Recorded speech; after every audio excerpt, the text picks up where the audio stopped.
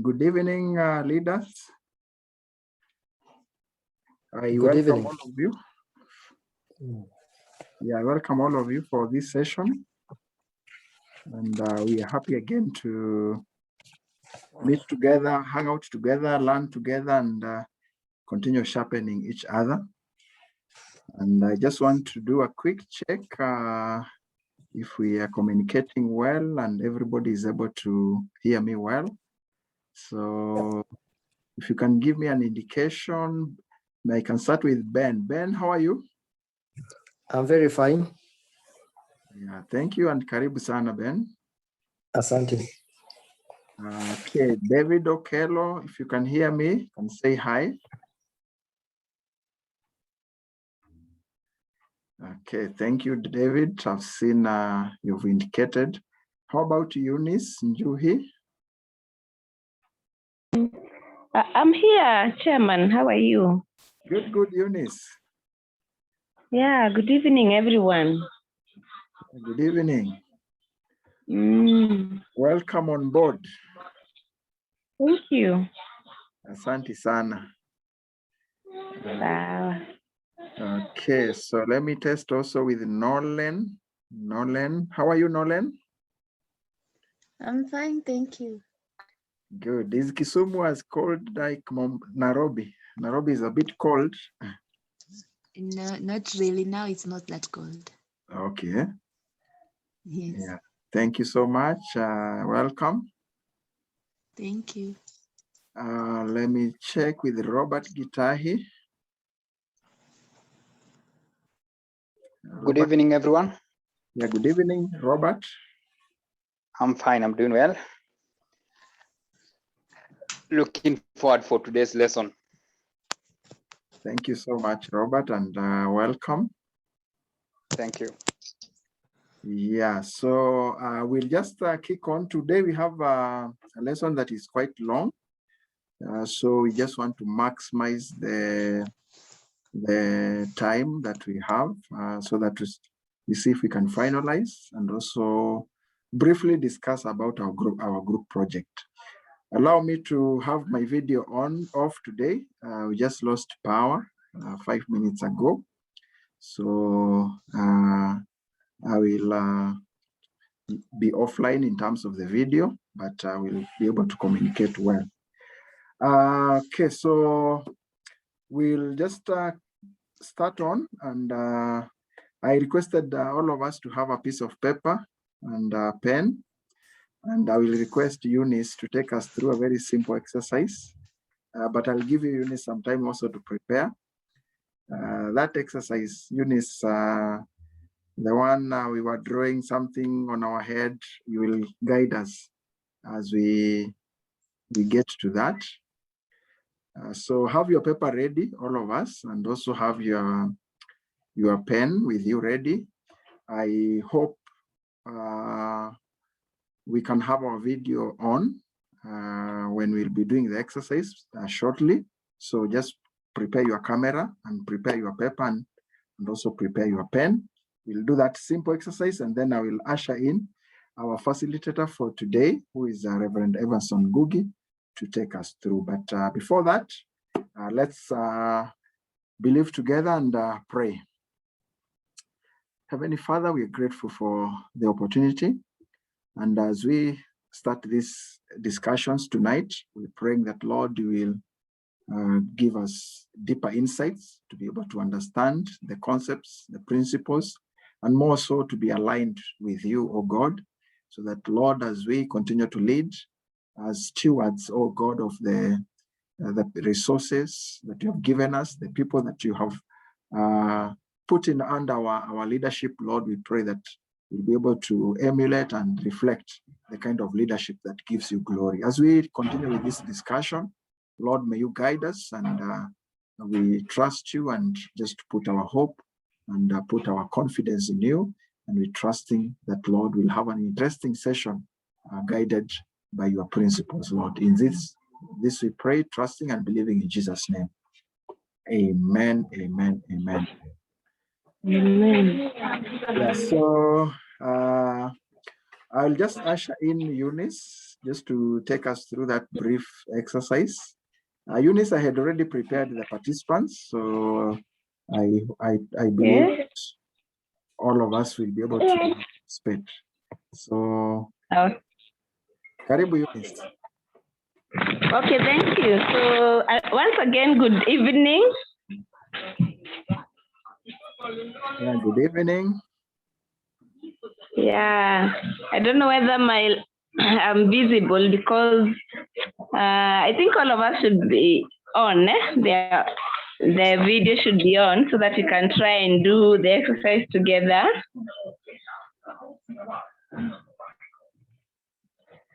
Okay, so like Chairman has said, the exercise will need a piece of paper and a pen. And we are going to place the piece of paper or the book you have on top of your head. Maybe we can try to do that together. And then from there, we will start drawing and we draw together. I'm sorry, I have a baby. So what we do, we start with the head. So we all draw.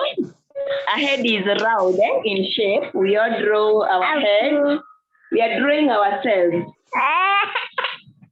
Parenting is tough. Then we go to the neck. We draw the neck. We are there. Neck is, I'm sure you put 2 lines from the head. Then we go to the body. Moving on to the body. Then we can jump to the legs. Do the legs. Sorry for another student here, but we are moving on well. Then we go to the hands. Put some hands. Put some hands. From the hands, sorry, go back to where the head is and put some 2 eyes. Yeah, don't move from the head. The head, 2 eyes. From there, put some a nose. Nose is 1. And the ears. I can see very serious students. Then I can see you're doing so well and not Milama. Okay, from there we can put a mouth, a smiling shape of a mouth. Open your mouth. Thank you for the job well done. Then please remove from there and admire your drawing. Just admire what you've done. I don't know whether you will be free to display what you've done, but just have a look at it.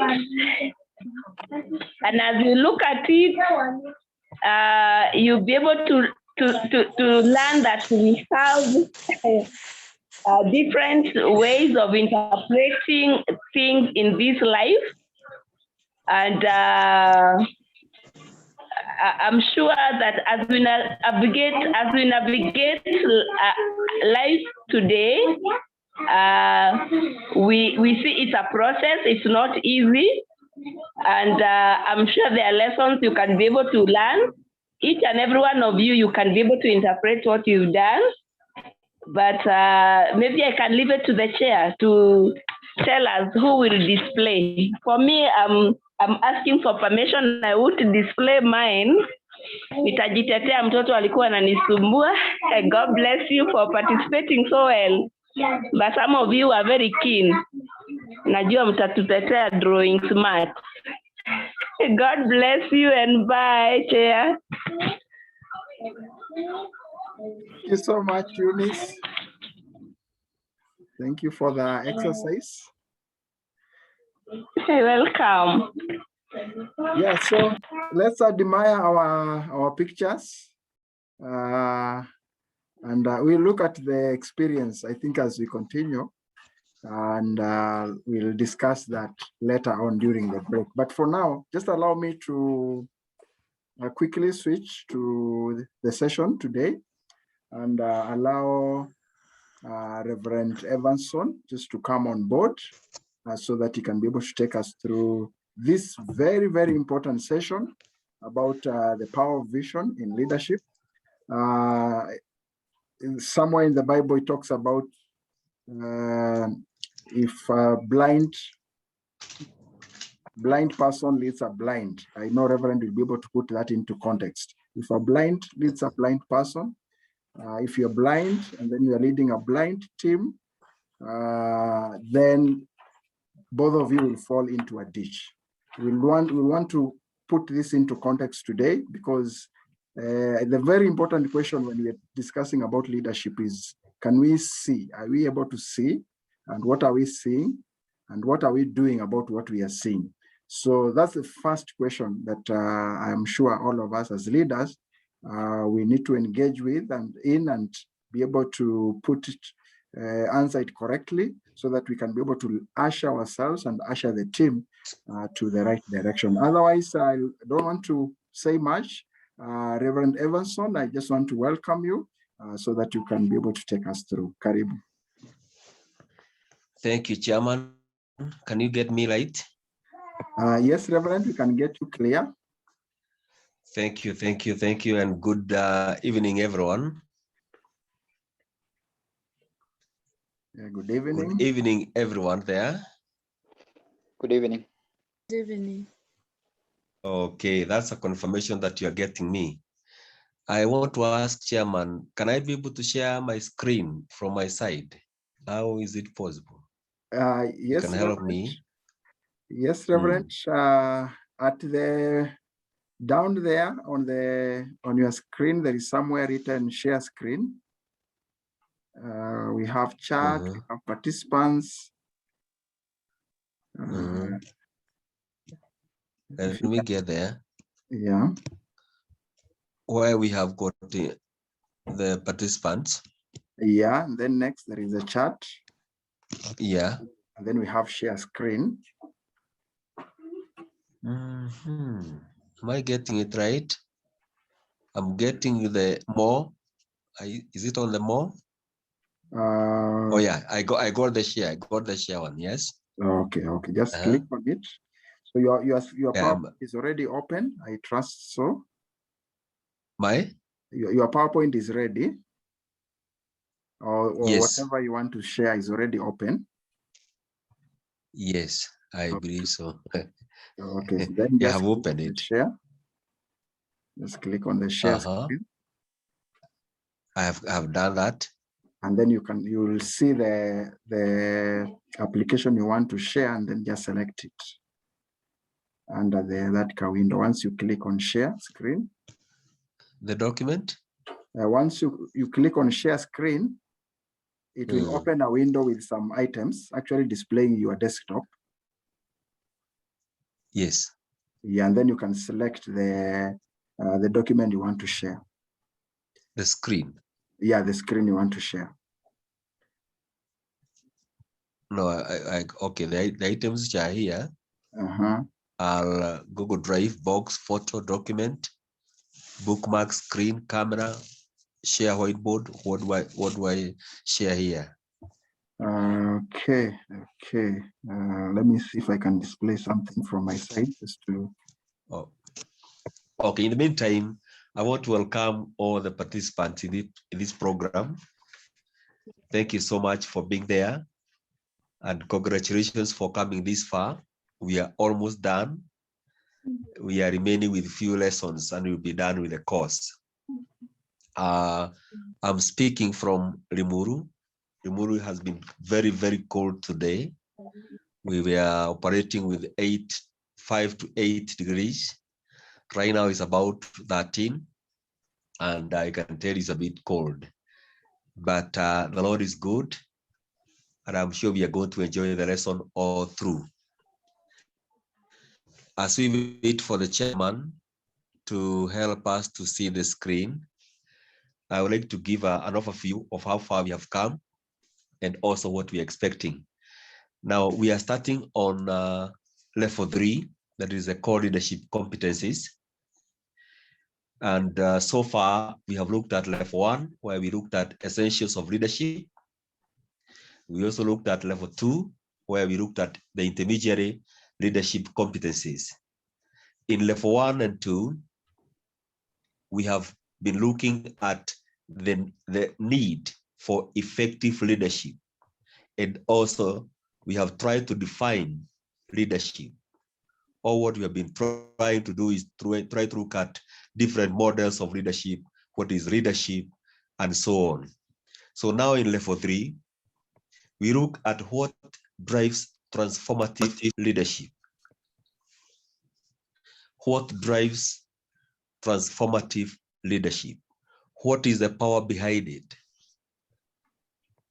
What is the power behind it? What is the glue? What is that fuel? What is that anointing that is behind a transformative leadership? So in lesson 11, we look at the power of vision in leadership. And as the chairman started, he said that when a blind leader leads blind people, you can imagine the disaster. You can imagine the accident and the destruction that will happen. All of them will go into a ditch. Actually, Jesus said, how can a blind man lead others? No, all of them will fall into a ditch. A vision is the one that clarifies the way. It is the one that shows you where you are heading to. It is the one that gives you the strength to forge forward to reach your destination. It is the one that gives you the comfort that all is well despite the challenges. I know where I am going and I know I'll be there. So vision is the most powerful tool in any person who wants to be a transformative leader. Vision is one of the most powerful drivers of the most effective leadership in the world, in whatever sector you think about. The book of Proverbs, Chairman, please confirm to me whether you're able to get the screen so that we can look at screen number 1. Chairman. Okay. Are you able to see the screen now from your side? Yes. I've been able to get it. That's screen number 1. Okay. Yes. Yeah, that's the first one. Go to the second one. Get the second one. Yes, that one now. Let's hold there. Okay. Now in screen 1, we say that nothing significant happens in life without a vision. Nothing. Even the most basic thing that you do in the morning, during the day, or wherever you are, there is nothing that can happen without a vision. You must first of all visualize what you want to do, where you want to go, and what you want to achieve. And then you start down to strategize on how you are going there. The book of Proverbs, chapter 29, verse 18, the Bible says, where there is no vision, the people perish. Where there is no revelation, people cast off restraint. Without prophetic vision, people abandon restraint. We have combined several translations here for understanding. But basically we are saying, where there is no vision, there is nothing that will happen, there is nothing that will be achieved, there is nothing that will be done, and there is nothing that will be seen. If you call yourself a leader and there is no vision, then it will be free for all. People will do what they want to do.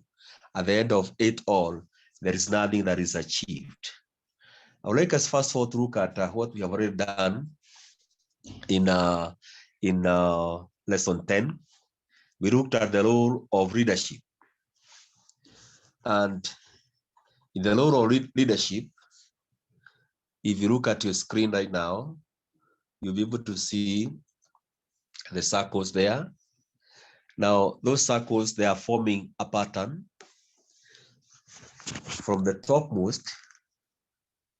There is fission formation. Once you form a fission in your mind, once you formulate a fission, then you go to the next step of planning.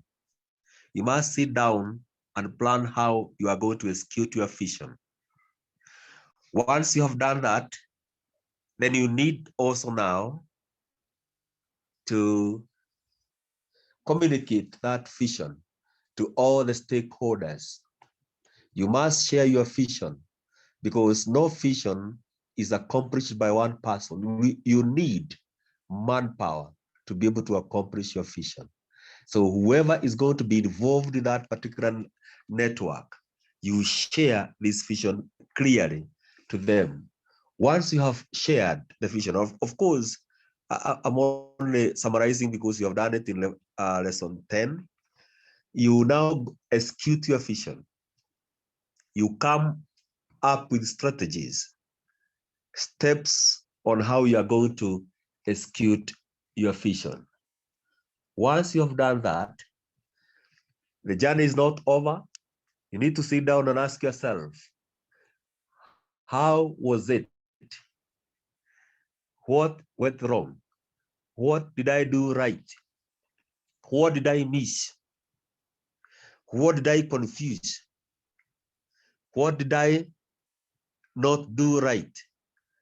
That is what we call now monitoring the success. You sit down and reflect.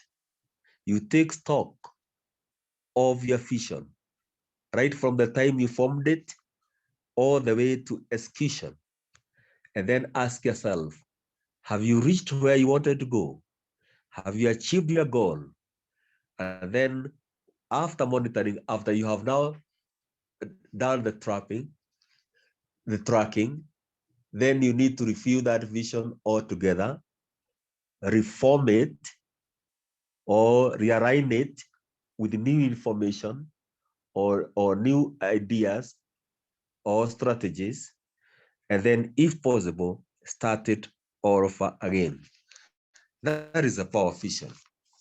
Now, to understand about the power of vision in leadership, we look at what we call a story of 3 guys who had vision. And as we look at these 3 stories or the 3 ideas of these men, I would like you to ask yourself, which of these bricklayers had the best vision? The first one said, I'm a bricklayer. I am working hard, laying bricks to feed my family. Wonderful vision. He had his family in mind, and he's working very hard to make sure that he has provided for them through bricklaying. The second one said, I am a builder. I am building a wall. That is good. A perfect vision. He knows what he's doing. He's not building a dam or a pit or a road, but a wall, a good one. The third one said, I am a cathedral builder. I'm building a great cathedral to the Almighty. Again, a wonderful vision. But the question is, are all those visions the same? Who do you think, or which of the 3 visions do you think is the best? I don't know whether if you have got some response, please, you can put it on the wall for all of us to see. Just put it on the wall for all of us to see. I do be grateful. Yes, from Rebecca Kiari, she says that everyone had wonderful vision. Yes, Pamela, you also agree with her that everyone had, yes, everyone. Although you are saying everyone 3. Okay. Well, As I said, all of them have wonderful visions. But if you compare all of them, there is a slight difference. David, it's me who was not reading well. Pamela, you say that one. And I think even the others, you were saying the third one. Yes, even Rebecca, you also agree with the third one, Noreen the third one, and I want to agree with you. Now, what's the difference between all of them? You can imagine somebody doing work to provide for his family, a wonderful vision. But if you look at that person, he has a big picture. He is building a great cathedral to the Almighty. That is so big. It means that in the middle, he will get bread for his family. In the middle, there will be a building that will be built. But at the far end, he sees his Almighty pleased by the cathedral he builds. Of all of this one leaves the best legacy. His vision will outlive him because he not only see a short term, but he saw far, far, far, something that will affect not only him as a builder, but many, many others. That is what we call a good vision. Now let's try to define the term vision. Let's try to define the term vision. Vision, it is when you see the desired end.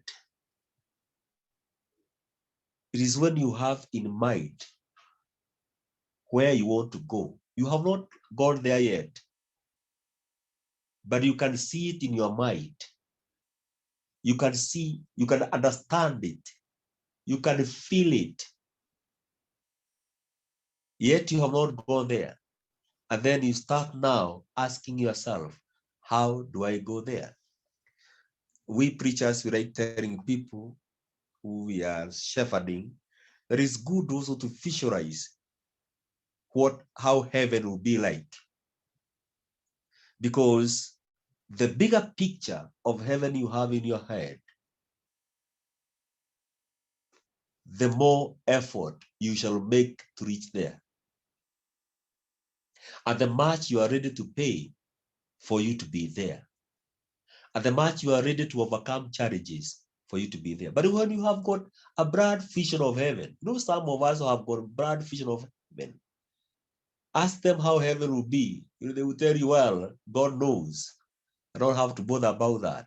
But you have to visualize how it is. And that's why when you look at the book of Revelation, it gives us a glimpse picture of heaven, where the floors are laid with gold and precious stones, just to give you a slight idea how wonderful, how magnificent that city will be, so that you can have a desire to be there. And that one, once you have that in mind, it will give you the strength to overcome challenges. It is actually having the end in mind. Well, we have got several statements. We have several statements of what vision is all about. We have several statements or examples of statements of what vision is about. Now, Oxford Dictionary defines it as a just world without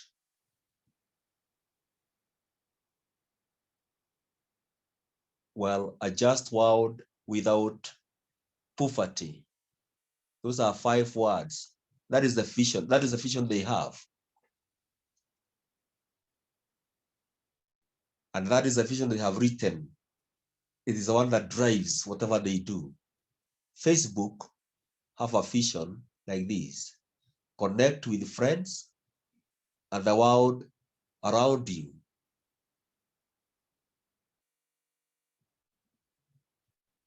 That is the vision they have. So whatever they do, it is about connecting friends and the world around them. Now, there's another organization in America called Feeding America. Their vision is a hunger-free America. Those are 4 words. Microsoft, they have a vision, a computer on every desk and in every home. That is their vision. So they will do all they can to come up with good computers, mobile computers, simple computers to ensure that their vision is accomplished. Human rights campaign have this vision, equality for everyone. Those are 3 words. Habitat for humanity have this vision, a world where everyone has a decent place to live. It is a bit longer. What we are saying is that a vision needs to be few words that defines where you want to be after a certain time in the future.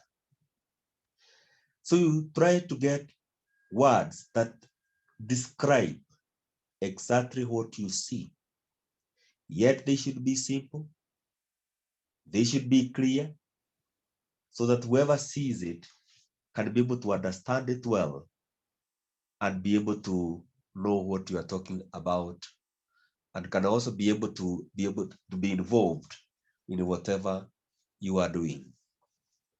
Now, before we come to the introduction, I'd like to say that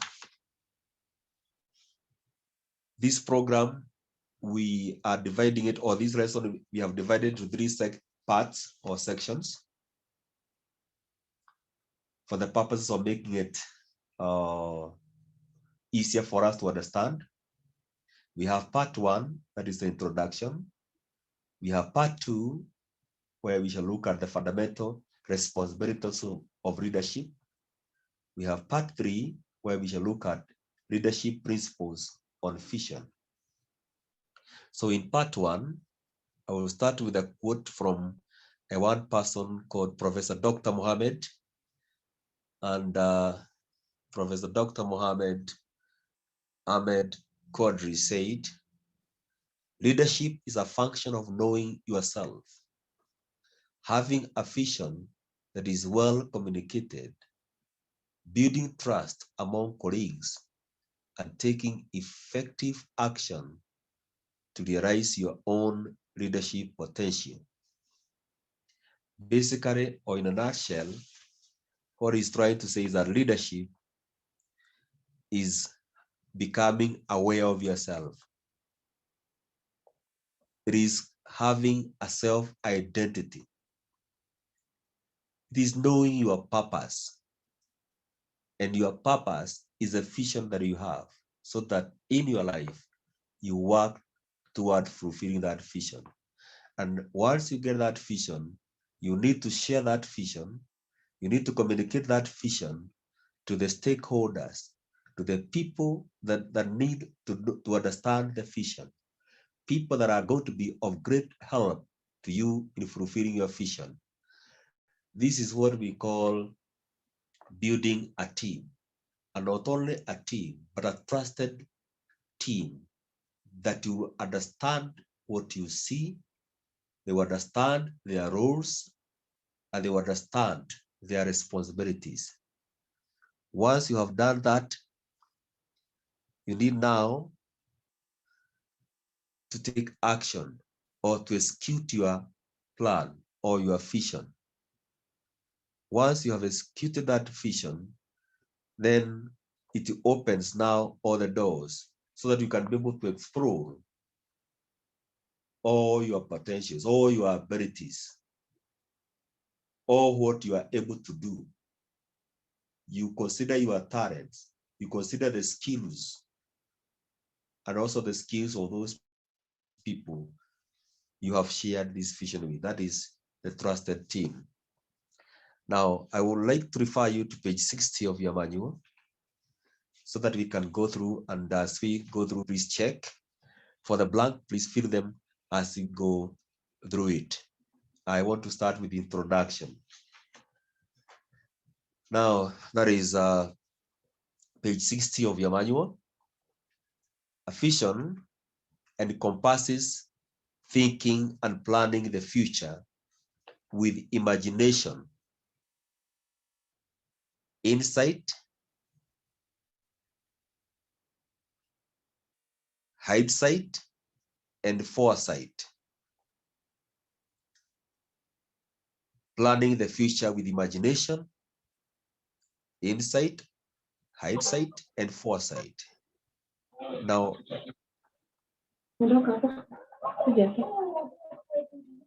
so there's somebody who is talking, please. Okay, that's right. Now, insight.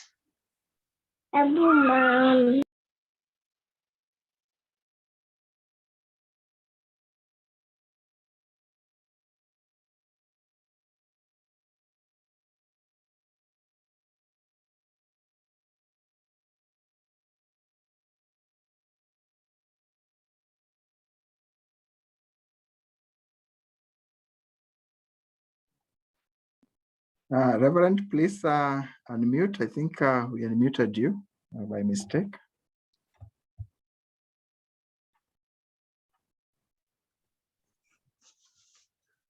Maybe you can tell me where did I get lost?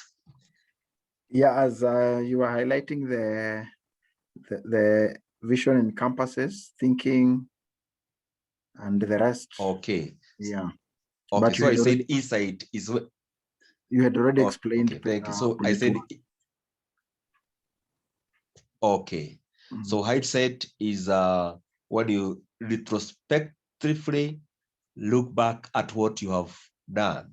It is having a real view of where you are. It is what we call reflective thinking, or taking stock of the far you have come. Whereas foresight is having futuristic eye, or what we can call looking at your vision with a telescopic view. B, vision sets a leader free from the limitations of what the eyes can see and allows the leader to enter into the liberty of what the heart can conceive. You are given the power and the limitations are broken. See, vision is a leader's radar or compass. See, a radar is the one the captain uses to steer the airplane in the sky. Compass will be used by the captains of the ship.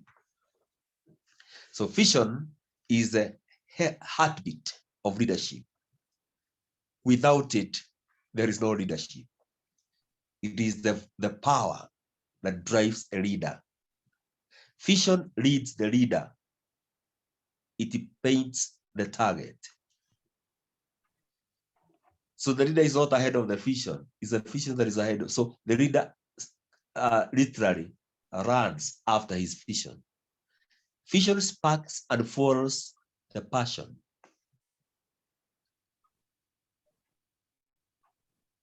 That is, sets the passion on fire within and draws the leader forward. It is like a fuel, like a propeller that pushes you forward. It sets you on motion. Vision is a magnet that attracts others to follow a leader. John Maxwell said, if you call yourself a leader and there's nobody following you, you're only taking a walk. So a vision will attract followers. Vision is a source of hope and passion in life. You simply live for your vision. A leader without vision is a tragedy. Such leaders have no foresight and instill no hope in self and others. Somebody said,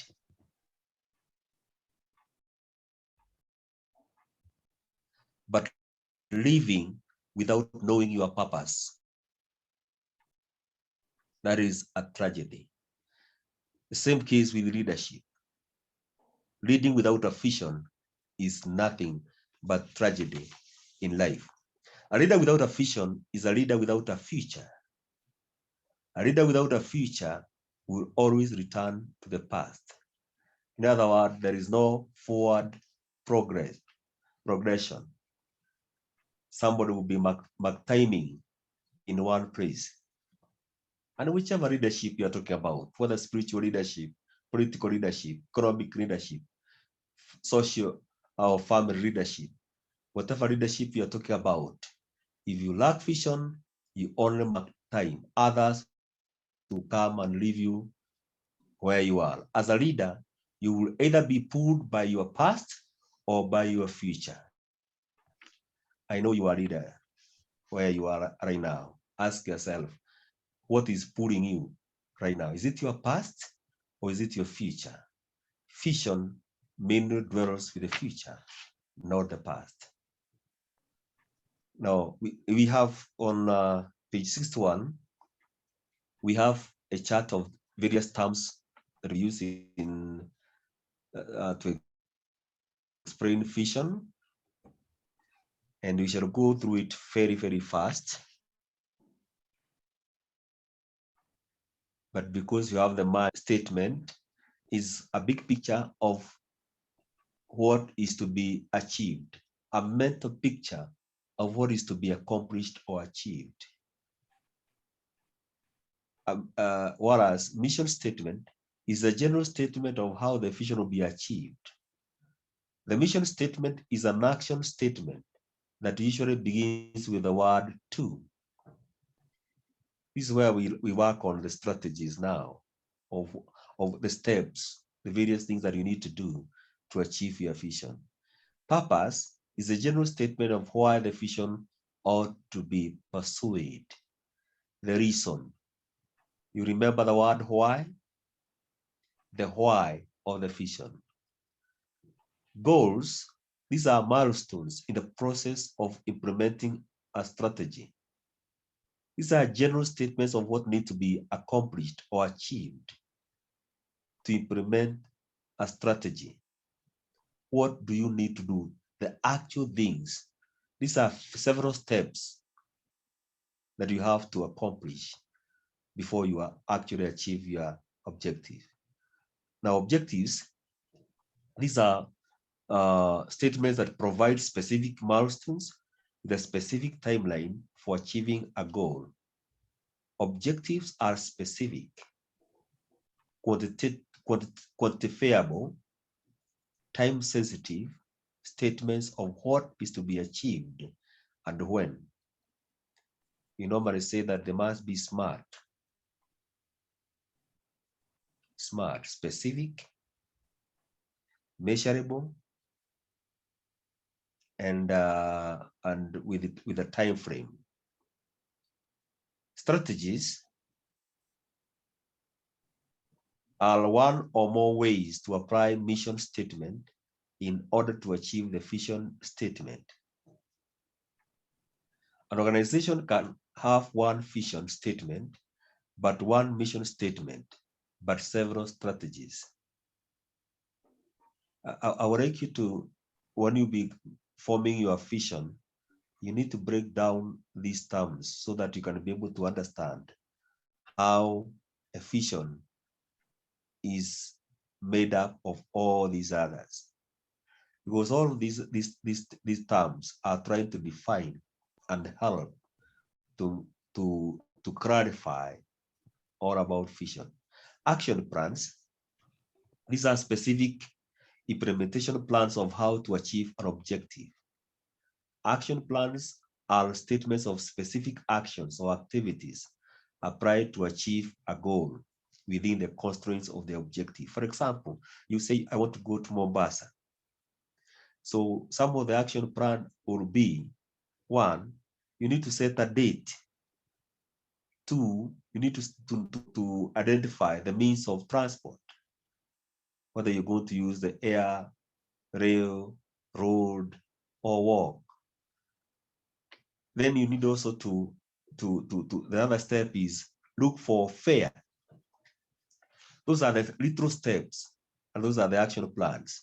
So one will be there. You have to plan them in such a way that you know which one come first and which will be the last.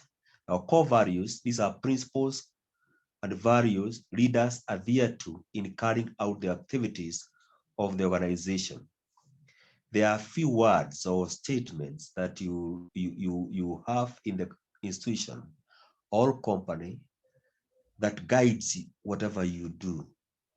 They try to help you to streamline or to confine yourself with a certain tradition. Now let's look at the power of vision. The power of vision.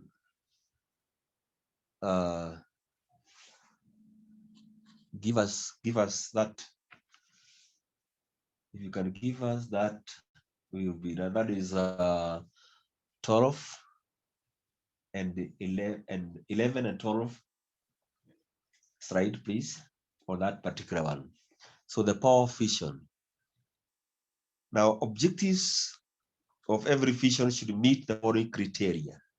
One, should be specific and measurable. Specific and measurable. What specifically will be achieved and how will milestones be tracked? There must be something that you're going to say that this is what will happen, that will be done, that will show I have done what I plan to do. It is something that is doable. People can be able to know it has been done. In other words, we call them indicators, the indicators of performance. When you have done it, what indicates that you have done what you have said you're going to do? Number two, suitable. A vision must be suitable. Does it fit as a measurement for achieving the goal? This one, you do it when you are doing the planning. You must ask yourself those questions, the why, the hows, and so on. Number three, it must be feasible. Is it possible to achieve? Is that objective possible to achieve? Is it achievable? Number four, commitment. Are people committed to achieving the objective? Remember the teamwork we talked about. You must ask yourself, is that team committed? Because if they are not committed, they will form a gap. There will be a missing link in your network and they may not achieve your objective. Number four, the objective must have ownership. Now, are the people responsible for achieving the objective included in the objective setting process? Did you involve them? Or you simply came up with something, tell them, do this, and you expect them to say yes? Sometimes if they don't own the project, they don't own the process, you may also have some gaps because some of them either may do it wrongly or may sabotage it or may simply derail or delay your objective. Now, there's on your page, there are examples of goals, objectives, and action plans. I would like you please to have a look at them and see how they are relating to one another. How do they relate to one another, and how do they relate to the vision, mission, strategy, goal, objective, and so on? So I want us to discuss two types of leaders. This is one, the ambition-driven leader versus vision-driven leader. These are two types of leaders. I would like us to open window 13 or slide 13. Now, vision is to imagine something as if it were to be true, while ambition is to seek after ambitiously or eagerly, or even to covet. That's a definition that is given by those people. So the difference between these two leaders is clearly written in that particular table. And as we go through them, we shall be able to see yourself. It's a mirror. Ask yourself, as a leader, whatever I'm reading, am I an ambitious leader, ambition-driven leader, or am I vision-driven leader? What's the difference? Now, a vision-driven leader is driven by self-centered plan, implemented by self for its glory and self-gratification. It is where somebody will beat his thumb and say, it's me. I'm the one who have come up with this idea. It is my plan. You have to do it my way, and if not my way, my way. This is what we call inward focus. Compare that with vision-driven leader. He is driven by a purpose-based plan to be implemented for the good of mankind. His outward focus. So to him, even if he's not there, he believes his vision or his plan will move on, because it's not about him, it's about a cause. Number two, a vision-driven leader is has a sense of or ability of sight. He uses the senses or ability of sight, whereas vision-driven leader uses the sense or ability of heart or imagination. A vision-driven leader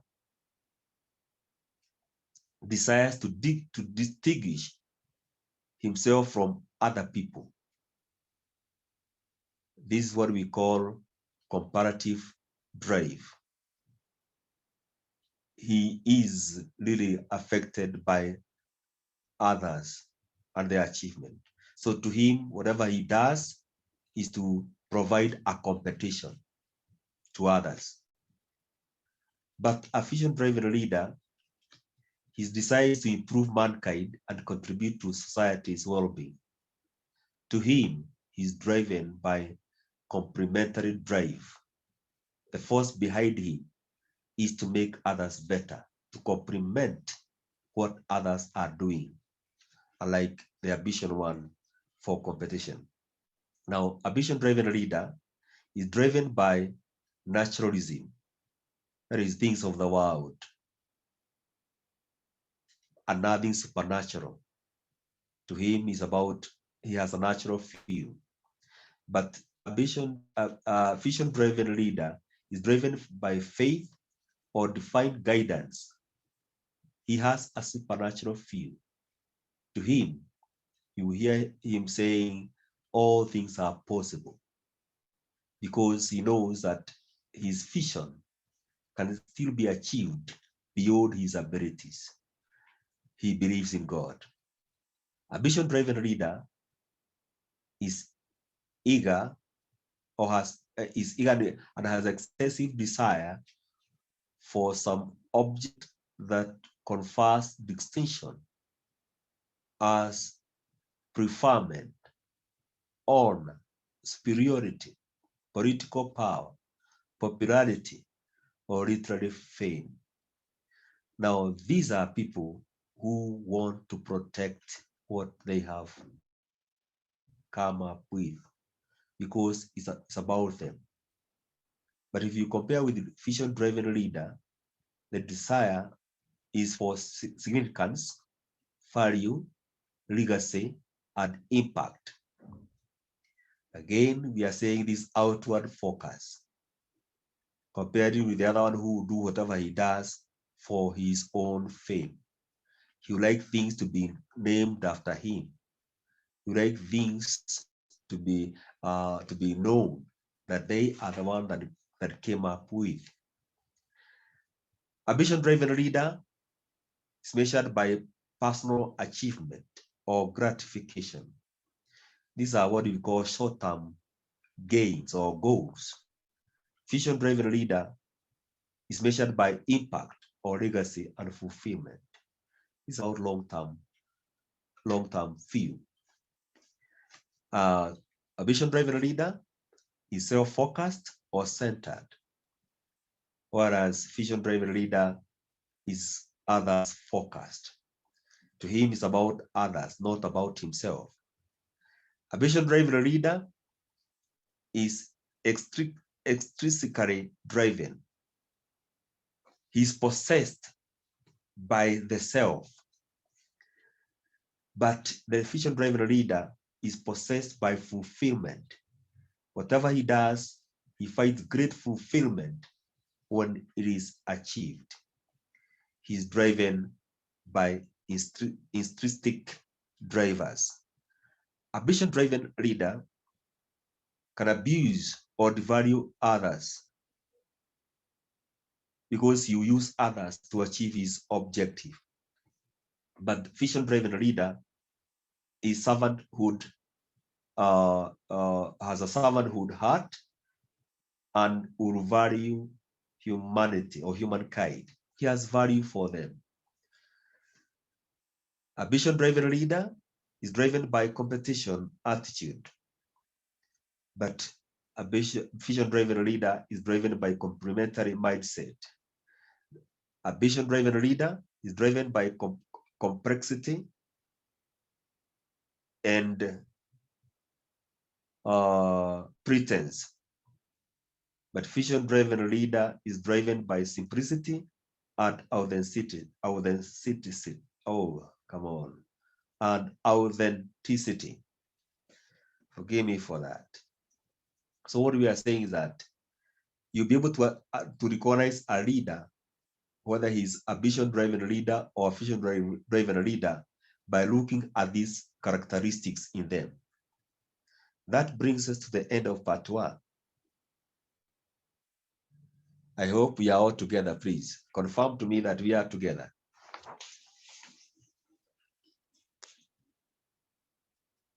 Somebody confirm to me that we are together.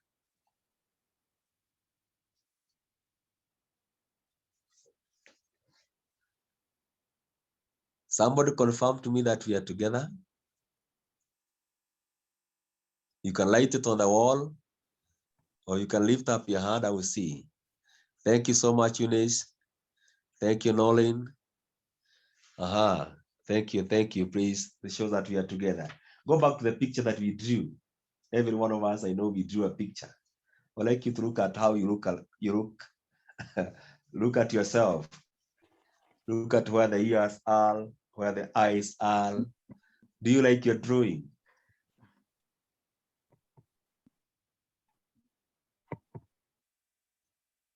Do you like your drawing?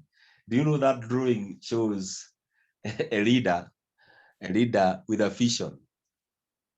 Because it shows that somebody, you were trying, you knew what you are trying to do, and therefore you have all those parts.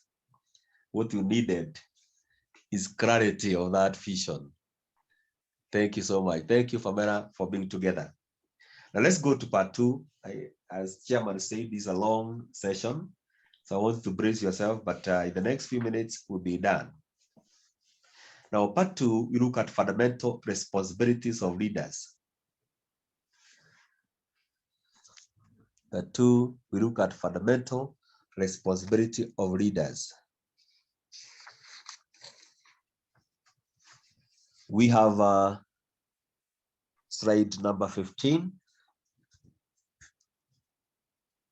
And we have got 3 columns. We have got crafting a vision, building alignment, and championing execution. Now, this figure shows how fundamental responsibilities are all related. First of all, we start by crafting a vision. That is number 1. This is where we explore. We explore our possibilities. We explore our environment. We keep ourselves open to new ideas. Now, exploration is the first step. You be open to other ideas. You see the big picture. The next step is boldness. When you are crafting a vision, you must be bold enough. You must overcome early opposition. You must speak out your vision. You must internalize what you are seeing before you go on to align your vision. You must be able to internalize your vision. You must own it. And then after you have done that, you must test all the assumptions. What things were you seeing while you are planning? Now you want to clarify them. This will involve you seeking counsel. Consult with others, like people who are competent in that area. Consult with them. Seek for ideas. Explain the implications of whatever you are putting there. And if possible, do a research. Get the figures correct. Get the information correct, so that when you build alignment, there are no assumptions that will be left hanging, because they will cause your vision. Now, number 2 is about building alignment. Now, how do you build the alignment? This is sharing your vision. You must share your vision. Now, number 1, it must be clear. You must explain to the teamwork what you are doing. You must be able to structure your message in such a manner that people understand what you want to do, where you want to go, how you want to go. They must understand. Have a dialogue. Ensure everyone understands your vision, even those who oppose, because there is always people that are going to oppose. Don't shut them off. They help you to refine your ideas. They too need to understand what you are doing. So you must listen to them, and you must, if possible, incorporate some of the ideas they have to refine yours. Then you must inspire your team. You must bring them on board. You must involve all of them. You must make them be focused in what you are doing. If it is possible, encourage them. If it is possible, train them. If it is possible, equip them. In other words, invest in them. Number 3, once you have built the alignment, then you need now to work out the implementation, champion the execution. Get set to move. Get set to set the vision into motion for results. This is where now you develop and gain the momentum. Look at what drives you. Look at the power that will push you forward. Let everything be on board. Look at the structure. Look at the plans you have. Have you done an in-depth analyzing of all the steps? Are all the steps aligning themselves towards achieving your objective? Then be open to feedback.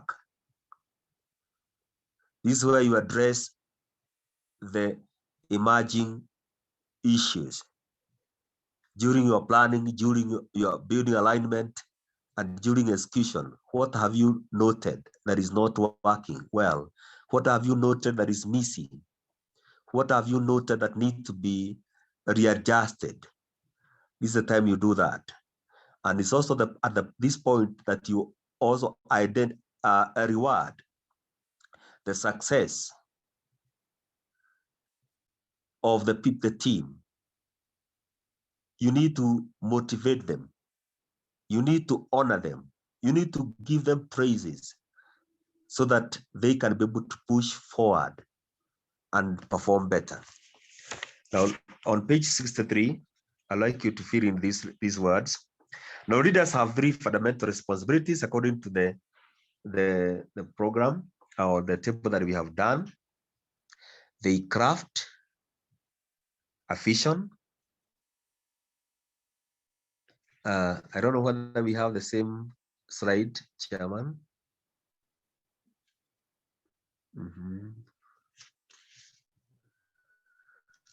Yeah. That's the next slide. Page 64. Okay. Page 64. The next slide. Okay, sir. Yes, I'm there now. Okay. So crafting, this is creating or designing or shaping a vision requires that the leader be imaginative. See the big picture. Be innovative. Be creative. Be reflective. Be open-minded. Be adventurous. Be explorative. In the box. Think beyond available current resources.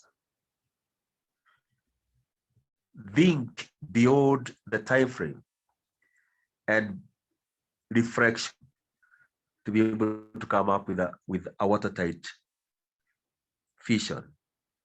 Helen Keller said, "What I am looking for is not out there, it is in me." So you have what it takes to achieve your objective. Now, B, building alignment. Before you go to B, there is a figure there. Now, this figure looks at the steps of crafting a vision. What should you do with your vision? Number 1, write it. Number 1, write it. The act of writing reinforces commitment. The act of writing reinforces commitment. I always like this because when you write, there is something that is always develops in your mind, such that if you come to remember what you heard and you never wrote, you are likely to forget. But what you heard and you wrote it down, or what you thought and you wrote it down, you always remember. Sometimes I wake up at night and I was having a dream, and I wake up and write down some things that I heard in the dream or I saw in the dream, because I knew if I don't do that, I wake up in the morning, I might have already forgotten everything. Number 2, organize your vision into achievable phases. In other words, break it down. 3, ensure clarity in your objectives. These objectives must be actionable, attractive, and inspiring. In other words, you must sieve the unnecessary details so that you can be left with refined information. Number 4, define a time frame. There is a vision has a time frame. There must be a time that you want to achieve your objective. Say 1 year, 2 years. That is what we call in another place short term and long term. Number 5, link to projected reality. A vision must lead to reality. That's when you look at the word SMART. R refers to realistic. So your vision must be realistic. Number 6, a vision requires patience, perseverance, and positivity. Though it tarries, wait for it. Mvumilivu hula mbivu. You must wait for your vision to come into fruition. If you don't, it might be just too bad for you. Let's look at building alignment. Building alignment, I don't know which slide is that, which number of slide is that. Maybe Chairman, can you tell me which slide is that? Okay. Now, building alignment is the act of gaining buy-in for your vision. And it is critical in moving from imagination to reality. These are the things that you incorporate in your vision so that you can make your vision a reality. Many visions remain just ideas in our head because we fail to align them in their proper perspective. Effective leaders make sure everyone understands what vision is all about. They are supposed to do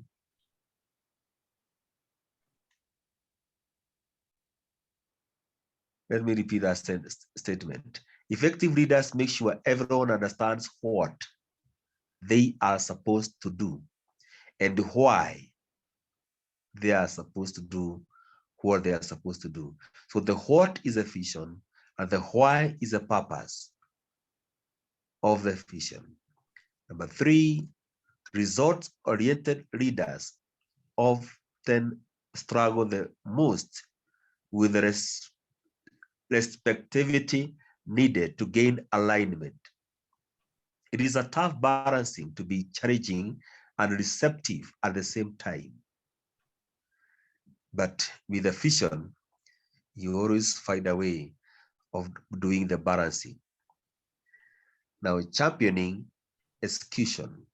How then do you finish the race? Without a champion to create an environment that supports the execution of the vision, people may become disengaged, resentful, or lack any fulfillment beyond personal gain. See, this is where we say people get burnout.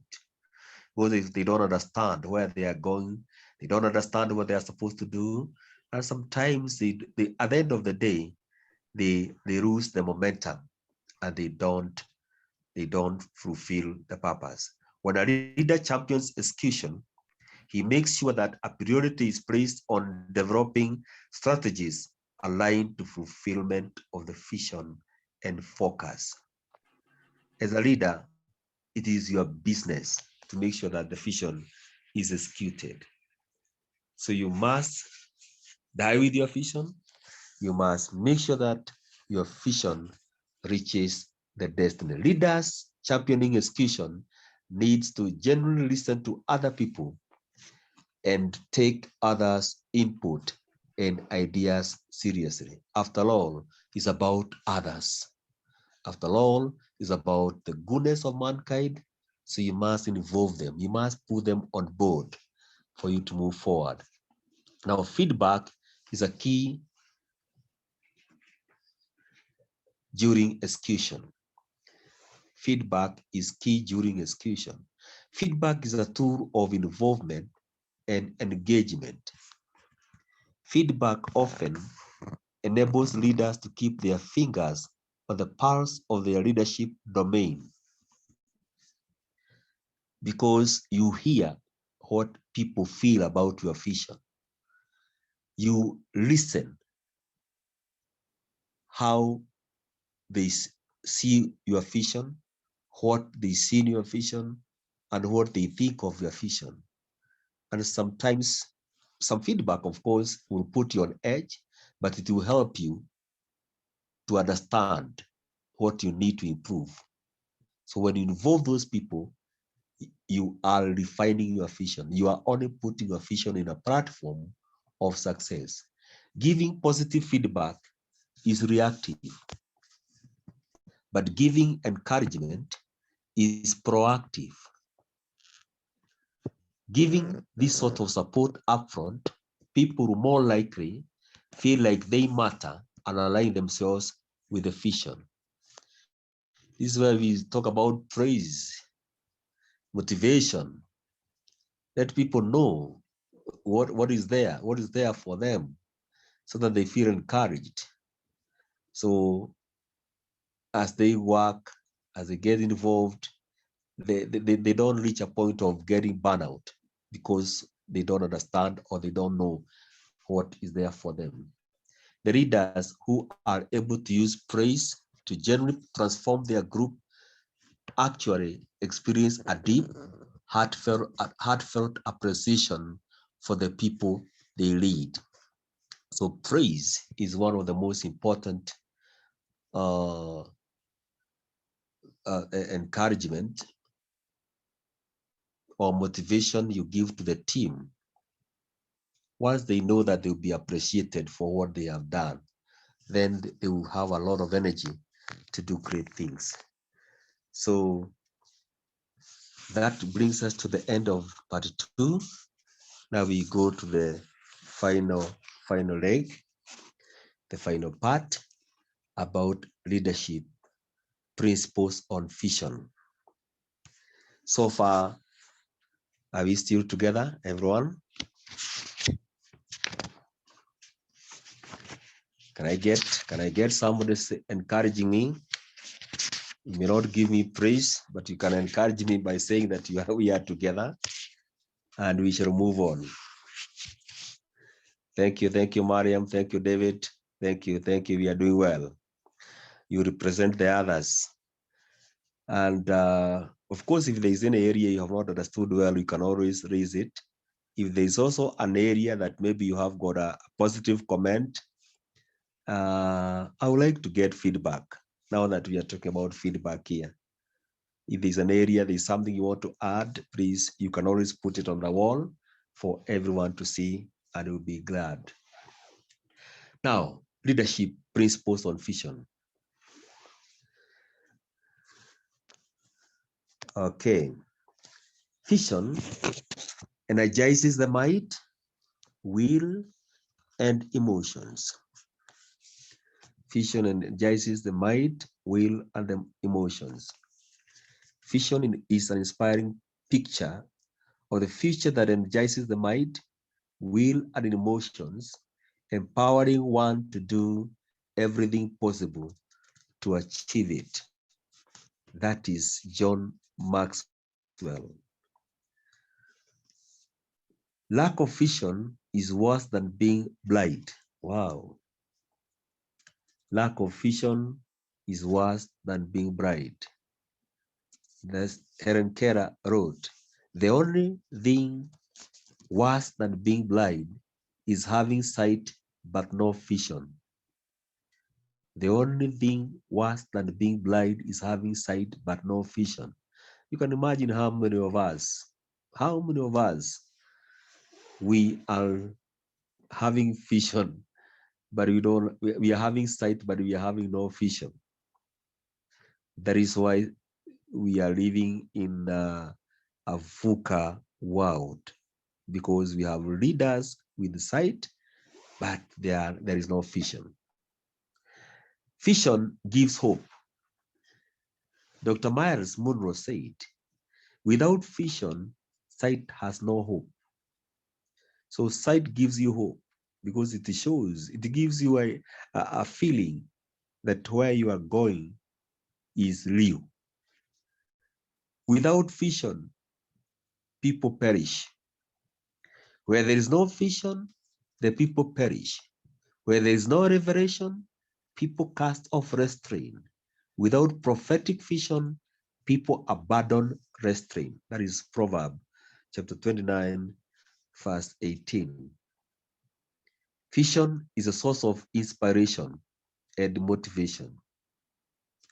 A vision inspires and motivates the pioneer and other people. John C. Maxwell said, a great leader's courage is to fulfill his vision. A great leader's courage to fulfill his vision comes from passion, not possession. So the passion is a driving force behind a great leader's courage. Vision is a source of value. Vision will always help or uplift others by adding value. It is designed to make the lives of humankind better and to improve society. It inspires and builds others. Nothing noble or noteworthy is achieved without a vision. That is what we had said earlier. 7, vision gives foresight. Sight is the ability to see things as they are. Vision is the capacity to see things as they could be. Dr. Morris Monroe. Vision attracts cooperation. Visionary leadership motivates others to submit their energies and skills in a corporate commitment to achieving a noble vision. So when you see others achieving a lot, it is because there is a leader who is motivating those people, who is energizing them, encouraging them to do more. Vision makes activities meaningful. Without a vision, leadership becomes an endless string of activities with little or no significance. It's a rat race. Because it's like what Solomon said. It's like chasing after the weed. You don't achieve anything. You just be tired for nothing. Motion, but no progress. People will see you doing something, but there is no achievement. There's nothing that is forthcoming. There is no result. Lack of visionary leadership is a drawback in society. It is a source of hopelessness, uncertainty, insecurity, poor self-concept, emotional and social trauma, depression, disillusionment, and despair. Those of you who are aware of what is happening right now, and from the various studies that's being done, Kenya in particular, we are really having a lot of stressful situations. I don't know whether it's because of Corona or the economic hardships, but there's a lot of stress situations that is grounding the people of Kenya. But when everything is said and done, as they say, everything falls at the heart of the leader. So what kind of leadership do we have? Right from the grassroots, in the churches, or even in the families, what kind of leadership do we have? Is it visionary or is it not? Leadership translates vision to reality. Warren Benny said, leadership is a capacity to translate vision into reality. Leadership is not about title, but the capacity to translate vision into reality. There are so many people with good ideas, so many people with great visions, but do they have the capacity to translate them into reality? May God help you and me in our own small way, in our own small area. We can be able to develop this capacity to translate our visions into reality. Vision leads a leader. Vision paints the target and draws a leader towards the target. It has a pulling power, the magnet we talked about earlier. Okay, let's look at 5 characteristics of a vision. 5 characteristics of a vision.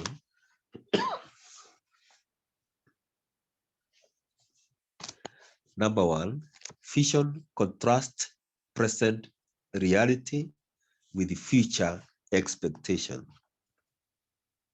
Vision contrasts present reality with future expectation. Vision paints a picture of the future that contrasts current state of prevailing reality.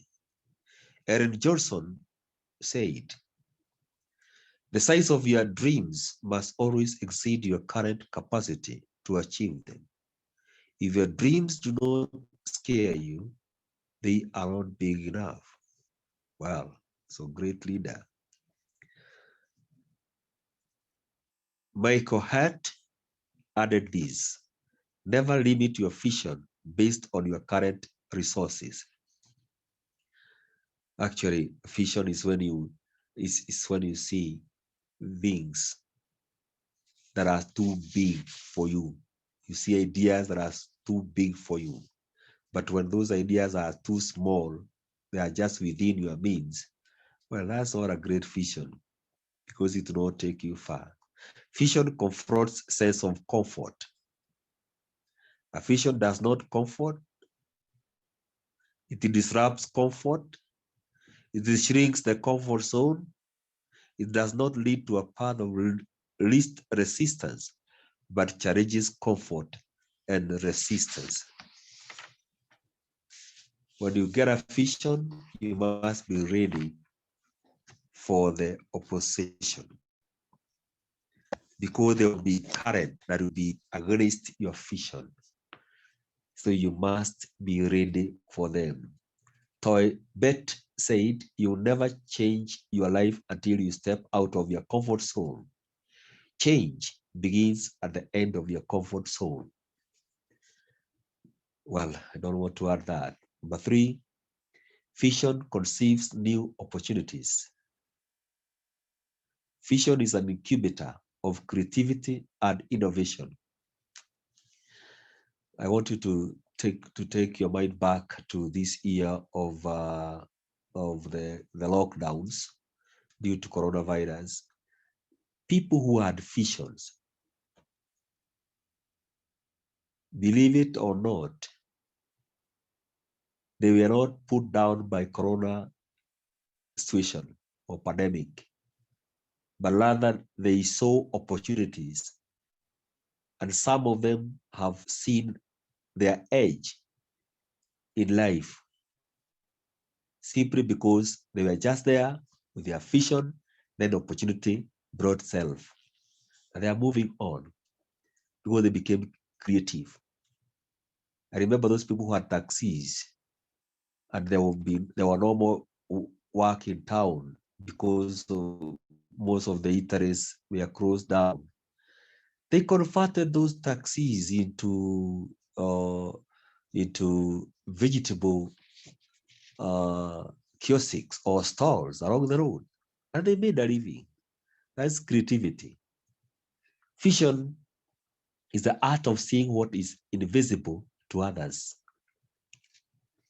Opportunity is everywhere. The key is to develop the vision to see it. Robin Sharma said. Vision connects to resources. If you are not sure what you are looking for, you will not see it when it is right with you. When you believe in your vision and act, it begins to attract required resources. As in theology we say, vision attracts resources. A vision will come, and once you start executing it, resources will fall, but not the other way around. Andrew Stanley said, resources follow vision. Yes, I agree with that. And of course, many others keep on having very, very wonderful quotes about vision. Vision concentrates and focuses energy, time, and resources. Because we have them, we need somebody. We need a vehicle to harness them so that they can produce the desired results. And vision is that vehicle. Without vision, life is all about activities. People are very busy. So busy, we become jack of all trades.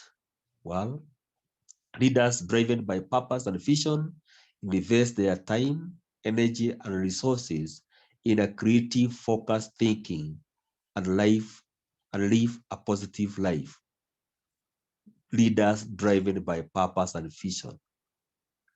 So to them, when others are saying that there is no time, there are no resources, they don't have energy, so this one, they make sure that whatever little they have, they harness it and they become creative.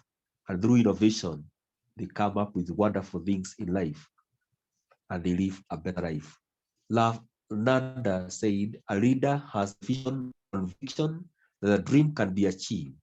He inspires the power and energy to get it done.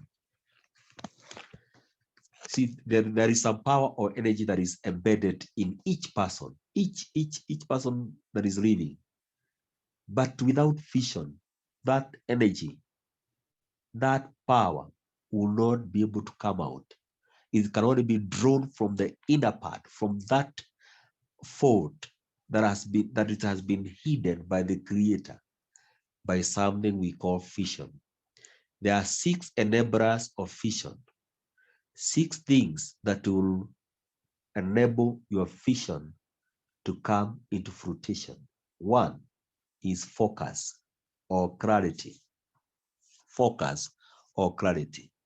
Leaders maintain a point of concentration and attention. Focus on literal advancements with consistency. Vision ensures that we keep our eyes on the mark. It helps you to remain on track. It helps you to remain within the rules. It helps you to remain within the limits so that you don't waste energy, you don't waste time, you focus on what you want to achieve. Number 2, another enabler is patience. People who have patience will always win.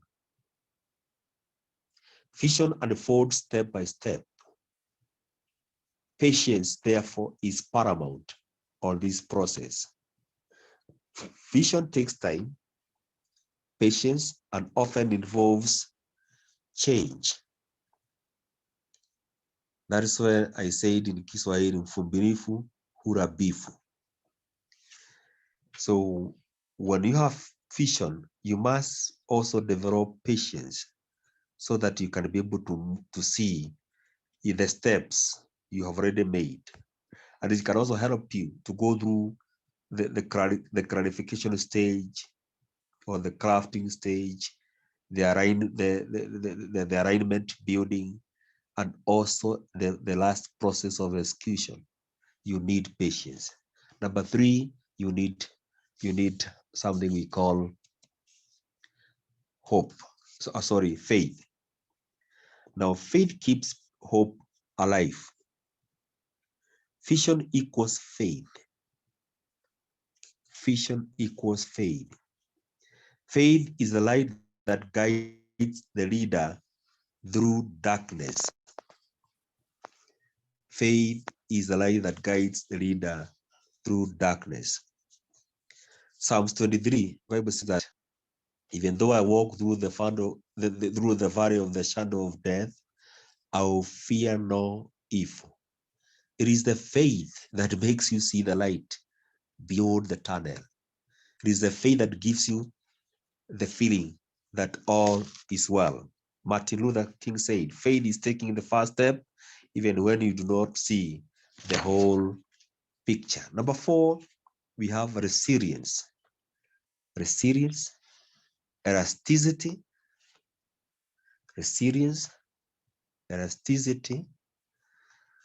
comeback power, bouncing back ability. Resilience, elasticity, comeback power, bouncing back ability. See, resilience is that power, that strength that keeps you on the spot, even when you are surrounded by fire, when you are surrounded by forces that want to destroy you. Elasticity is that ability to be able to stretch yourself to the limit. Whereas comeback or bouncing back ability is the ability to bend and straight up again without breaking your back. It is when you fall and you still have the ability to rise up. It is when you triple and you still have ability to rise up, dust yourself, and move on along the path of your vision. Vision demands endurance. It is not those who are swift, but those who endure to the end who succeed. Sometimes champions do not win every round, but with resilience and perseverance, they win the match. They win the match. They fight until they feel the joy of victory. In life, sometimes you will be beaten up pretty bad, but stay in the fight. Hang on. Medals are won by those who hang on. You never know whether the last kick will knock down your opponent. So hang on. Number 5 is positivity. Much of what we see in the world is a reflection of how we feel inside. As James Allen wrote, as he thinks, so he is. As he continues to think, so he remains. And also the Bible agrees with that. As a man thinking, so he is. Now, number 6, we have love or passion. Love or passion. Leadership is influence generated by passion, motivated by a vision, driven by authentic love and compassion for humanity. Leaders without love abuse humanity instead of demonstrating compassion. Oh, those are powerful things for the leaders. Leaders should be in love with their vision and with humanity. I thank God for that. And those are the 6 enablers of vision. It is good you can underline them. They are very important. They will help you to see your vision come to fruition. As I finish, allow me please to look at major derailers of vision. Major derailers of vision. What is that likely to derail your vision? What is likely to divert your vision? What is likely to delay your vision or completely hijack your vision? If you are aware of potential obstacles that can derail your vision ahead of time, you will be prepared to recognize and overcome or manage them. Now, the major derailers of vision include ordinariness. Ordinariness. Ordinariness is handling your vision with casualness. Just like that, you don't put that passion we have just said as one of the neighbors of vision. And let me tell you, God hates ordinariness. That is why in the book of Matthew chapter 5, he talked about what we call the Beatitudes. If you look at that, Jesus was simply saying, be different. He was saying, be different. If you want to achieve something, you must not do it. Ask yourself, what else is not done? Another delayer of your vision is distraction. Distraction. Allowing other things or ideas distract your vision or your attention. It is when you lack vision. It is when you have what we call simple mindset that you are distracted by very trivial things. You have your vision here, but other things come this way, other voices come this way, and you easily change. By the time you realize that you have gone off track, it is too late. Your vision is already destroyed. 3 is compromise.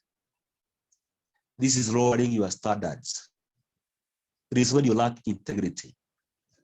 It is when you don't know your limits, your boundaries, vision being derailed. You must always remain firm, focused, and don't allow your standards, your principles to be interfered with. Other derailers of your vision include lack of clarity. Lack of clarity will also derail your vision. Vision is specific. The inability to pursue a vision in life occurs when you do not aim at a specific target or anywhere or anything or any time or with anyone. Somebody said, if you have no vision or if you have no objective, if you have no aim, you are going to hit it. Number two, unclear distinction between vision, mission, and ambition. Remember, we said there are two types of leaders, a vision-driven leader and a vision-driven leader. You must be able to know the difference between the three things. Whereas a vision is a process and has a specific emphasis and definable boundaries. Vision is distinctive direction or approach for accomplishing your vision, your mission.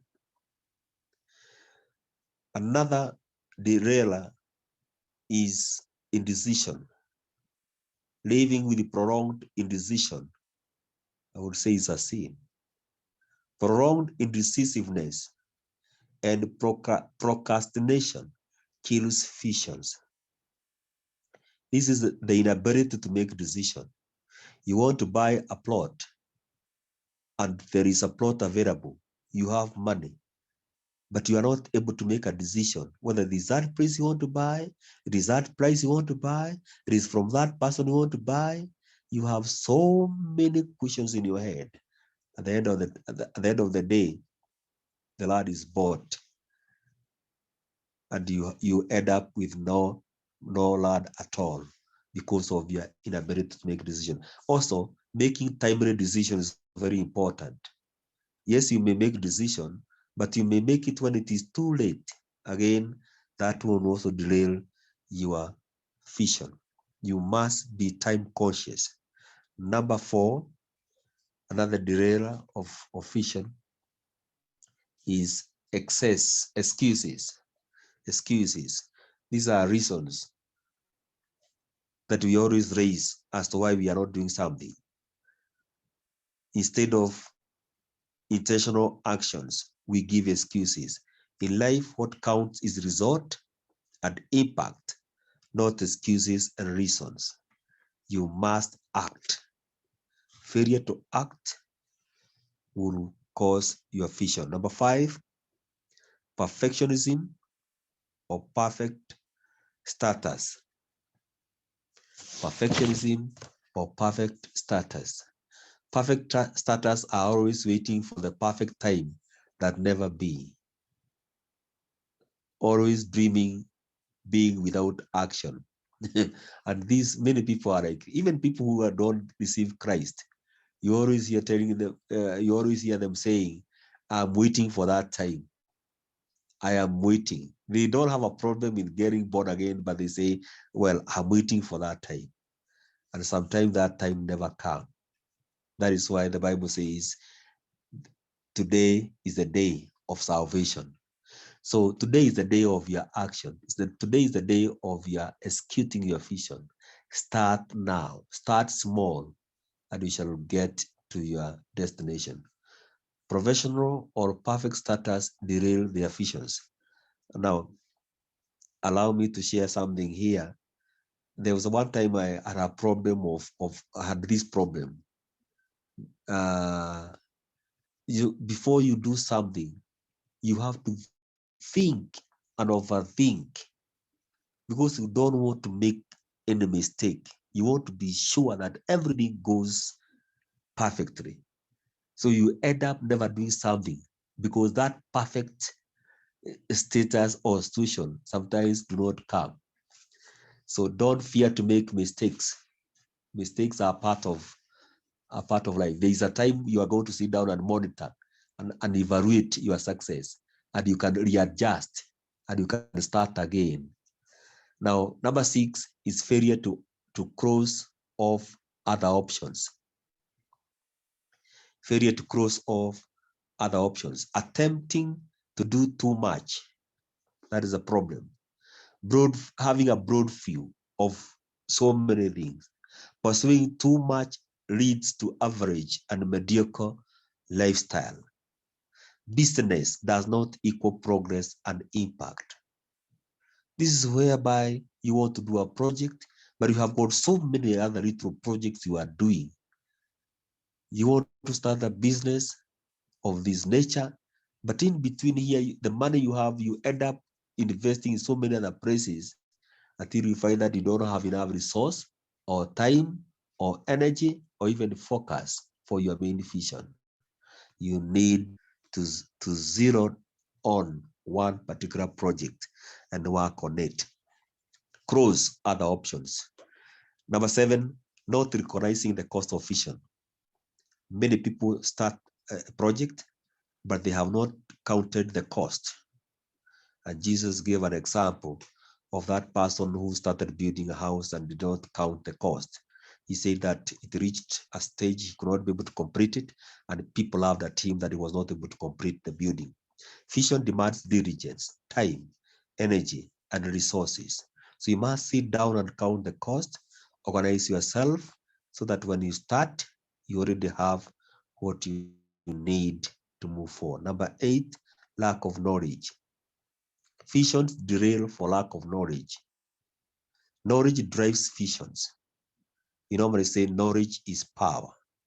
So many visions have aborted for lack of knowledge. You need to do research. Sit down and get some figures at your fingertips. Refresh your memory on some of the things that you thought you knew. This is what we say that you need actually to consult. Do a bit of study. Some visions require you even to go back to college and do a new course. Yes, you have done one. Yes, you have graduated in this level or that. But some visions will require you to do another course. Maybe you want to start a certain business and require some financial management. It may require you to go and do accounting course. You want to do some work in the ministry. You need to do some kind of theology so that at least you can understand and you can be empowered into executing your vision. Number 9, succumbing to external forces. This includes criticism and opposition, because every vision will always attract opposition. You need to know that. So the vision in your heart needs to be higher than any criticism or opposition that comes against it to persist. So you must be drunk with your vision so much that even if opposition comes, nothing will stop you. I want to give you a case of some oppose is not one of the best model thing, but I have a case of some girls that would insist they want to get married. They are in school, they run away from school, and nothing stops them. Even if you try to take them by force back home, they will still run away, because to them, the vision is one: marriage. Schools can come later, other things can come later. So when you are focused, people will oppose you, will stop you, will derail you, will hijack you, will try to divert you, but you still go to your reach your destination. Number 10, failure to collaborate. Failure to collaborate. Now, plants need soil to keep growing. Birds need air. Fish need water. And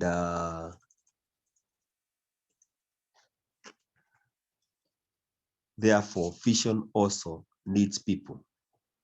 Great visions are not one-man business. No. They need collaboration.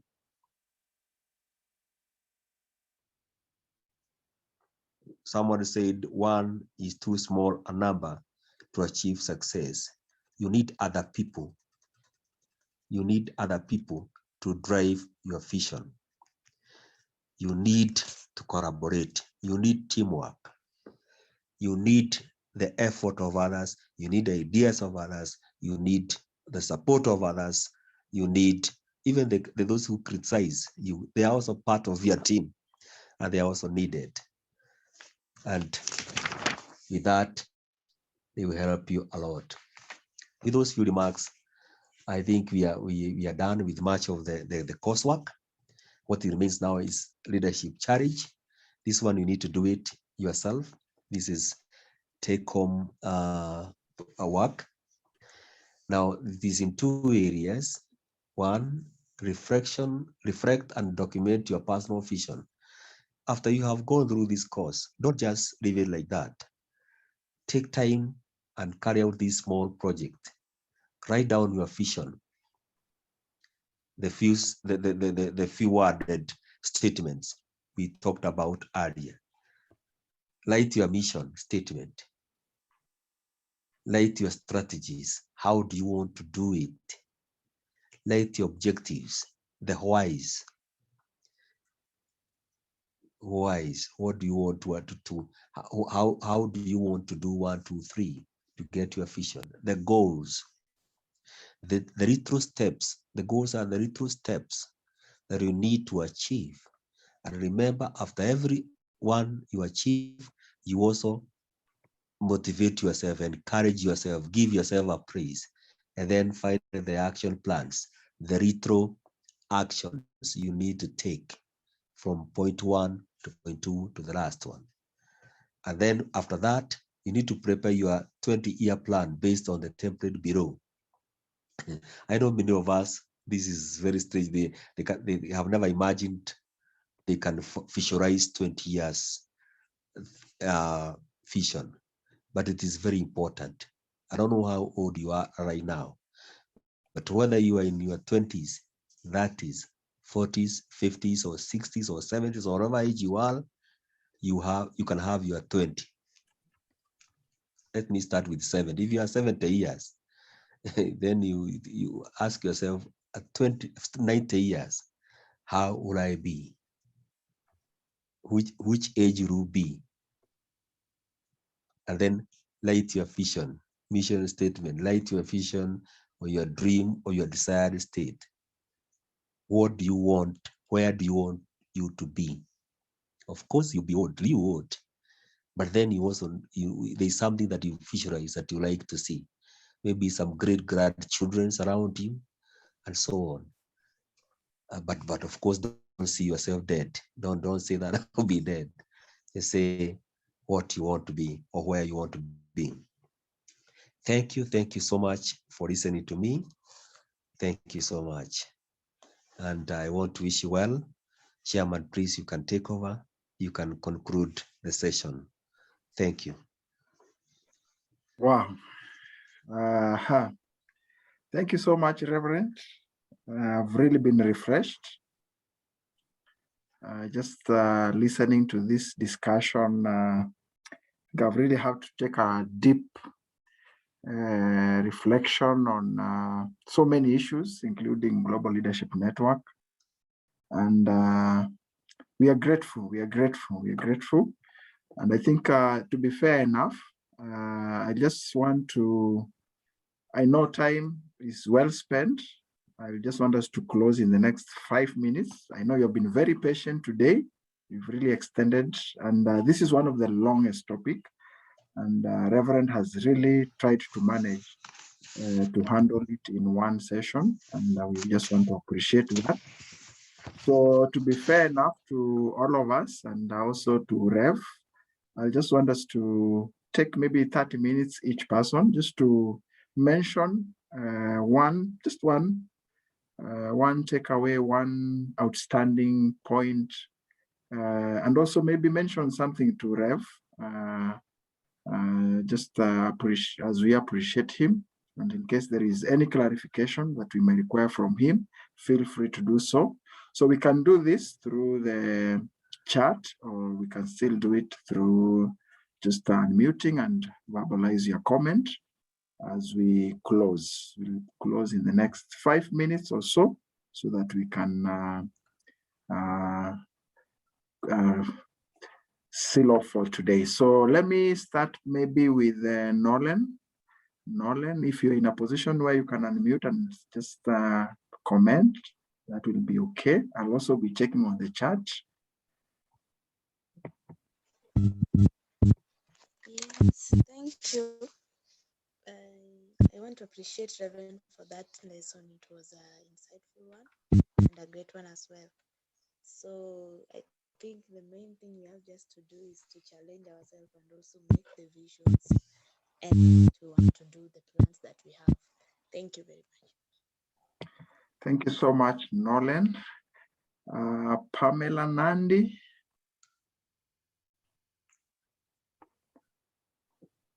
Pamela, if there is any comment you may want to share. Okay, so I can see, Pamela, you have shared on the chat. The lesson was wonderful, and thanks to Rev. Thank you so much, Pamela, for the comment. David Okello. David Okello, if there's a comment you may want to share.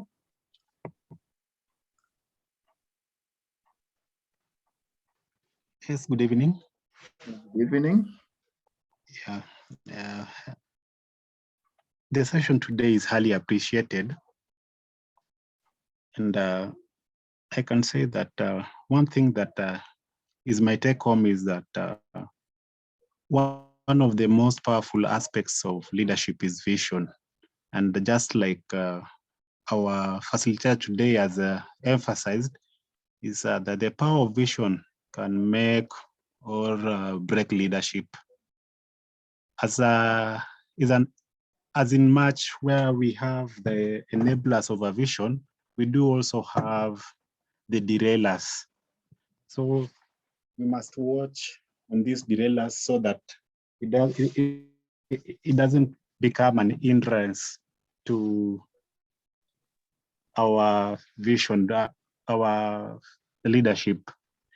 And I can say that we also have to depend on God to help us plan our, and our vision must come from God. It's God. We have to involve God so that we don't just only depend on our own human capacity, but with God in every part of our vision, we will be good to go. Thank you so much. And yeah, thank you so much, David. Clearly, I think as it came out from the lesson, we said vision equals faith, and visionary leaders driven by not just natural ability and natural feelings, but they have a divine view in what they're undertaking. And I think that's clearly what David has also emphasized. Eunice, you are saying a leader without a vision is a leader without a future. That's a great lesson. So thank you so much, Eunice. David Macau. David Macau, if you have a comment, can just unmute and share. I just want to start by thanking the Reverend for the time he has taken us to the class of vision, whereby I was just trying to check on myself and the things where I've been weak on, and they have really motivated me a lot. And moving forward, those are some of the things I'll be checking on myself as a leader. And I must say thank you for taking us through this session. It was really wonderful. Good evening. Thank you. Thank you so much, David Macau. Mariam Karanja.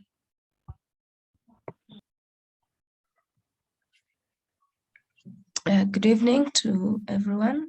First is to appreciate Reverend for the lesson today. It's been really inspiring and also really an eye-opener for me. What I have learned is that I have to, as a leader, I have to always have a vision or a dream. And also it is important that even at an old age, I keep dreaming and redreaming, and also writing and rewriting my vision, and also to remain focused and not to allow the external forces or the derailers to delay me from the vision that I have, and to remain focused. Never to dream that I'm defeated or I have died, but always to keep focused and have a dream, and also to have a vision. Thank you, and back to you. Thank you so much, Mariam. Robert Gitahi, and then we'll move on to Ben. Good evening. Good evening. Mine is word of appreciation to the Reverend. He has just presented a wonderful topic and session. I really appreciate. So I'm really thankful. I've been armed with information, and I think it's time to action, put in a few things, and then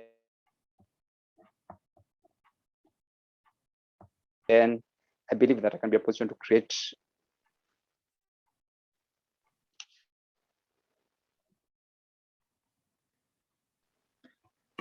Wow.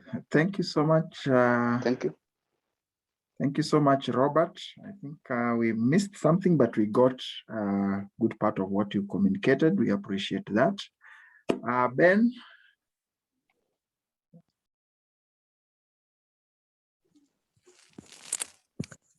Good evening. Good evening. Thank you so much. For me, I've learned that no matter how old you are, vision is very important. And where there is no vision, definitely people will perish.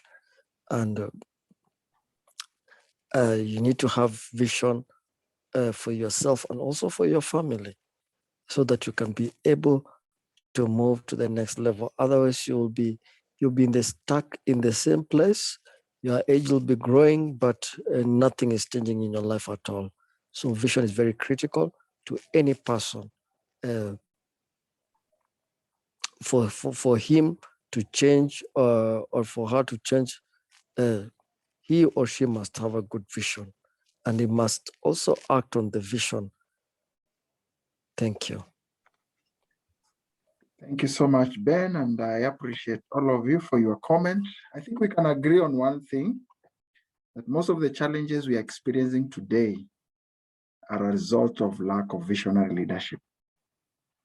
That's why this topic is very important, because as clearly from the very beginning, as Reverend started the discussion, where there's no vision, people perish. Where there's no vision, the levels of depression are high, suicide cases are high. We find people just holding resources. Resources are not able to flow. And this is a big issue, but we want to appreciate that sometimes it just takes a few people who believe they can make a difference to really make a difference. That's our prayer. That's our drive as Global Leadership Network, that will really be driven by something so strong, just to be able to make a difference where we are. And think about anybody who has built a legacy. They build it on a vision. So there is no legacy without a vision. And I'm sure that this is a good challenge to all of us tonight, just to think about. And this topic is also coming at a moment where we're discussing about project proposal, so that it helps us just to think about what can we do, what challenges are out there that we can come in and make a contribution in terms of offering a solution. So Rev, we want just to appreciate you for taking your time and packing this topic in a very sober mood, in a very so systematic and practical. And I believe all of us have been refreshed and all of us will take some time just to reflect on what we have discussed tonight, so that we're able to put this knowledge into practice, because the value of knowledge is in the practice. And we believe that that is what we are taking up from here. So Rev, we appreciate you, and please accept our appreciation. And we just hope that we'll be engaging with you later on in other topics. Otherwise, Thank you. yeah, thank you to Reverend. Otherwise, as we close, we may not have time to discuss anything more, because we have spent the time to discuss the topic that was quite long, but we thank God we've been able to conclude. I just want to do a quick check, then we'll pause there. In terms of communication, have you been able to communicate as team members? I can see team 1, we have Pamela, we have Justus, and we have Robert. Is there any feedback from team 1? Number 1, have you been able to communicate as a team? And have you been able to engage on any issue pertaining to the project? So if I can get an indication from Pamela and Robert, because you are present today, Justus is not present. So let me just get a feedback on that. Team 1, have you been able to communicate, been able to link up? So Pamela or Robert, you can give me an indication. Good evening. Yeah, good evening. Yes, we have been able to communicate. We have linked up. We are in the process of laying down the foundations for us to kick off with the project proposals. Yeah. Okay. So thank you, Robert. Once you have a project title and your objectives, since we will not be able to discuss them tonight, you can share them through the email, and then I'll look at them and we'll be able to share some feedback. So thank you, Robert and Pamela and Justus for that initiative. Team 2, we have Mariam, we have David Okello, and we have Ben. Have you been able to link up as a team? Just give an indication on that. Yes, we were able to link up as a team, and we've kickstarted our project proposal, and we've hit the road. We are running. We are good. Okay. So thank you, Team 2. And thank you, David, for representing the team. Yes. Thank you. Thank you. Yeah, so you can share your progress. If you already have a title, you can share the title. If you have been able to establish a problem statement and the objectives, please share with me, and then I'll be able to give you input together with the team that we are working with. Finally, we have Team 3. We have Nolan, we have David Macau, and we have Ribagiza. So Team 3, have you been able to link up? And have you made any progress so far?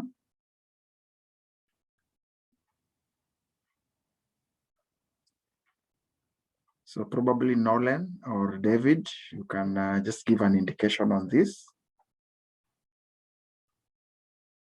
We were able to meet to communicate actually, yes. Okay. So we are working on it. I think we'll be able to give what we have done, though we have not done much, but we are somewhere. Okay. Okay. So thank you so much, Team 3 and 1 and 2. This is a gradual process, so let's be consistent and then just continually make the progress.